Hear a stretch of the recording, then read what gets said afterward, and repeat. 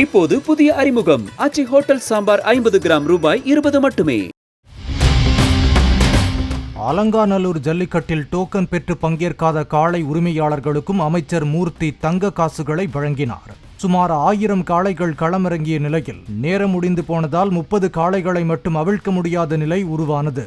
இதனால் ஆத்திரமடைந்த காளை உரிமையாளர்கள் தங்களுக்கு கொடுக்கப்பட்ட பரிசு பொருட்களை வாடிவாசலுக்கு பின்னால் இருந்து மைதானத்திற்குள் தூக்கி வீசினர்.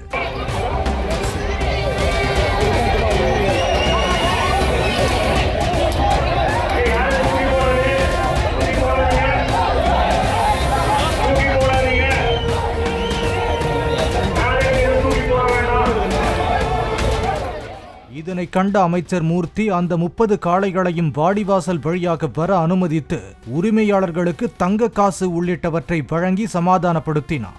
இப்போது புதிய அறிமுகம் ஆச்சி ஹோட்டல் சாம்பார் 50 கிராம் ரூபாய் 20 மட்டுமே.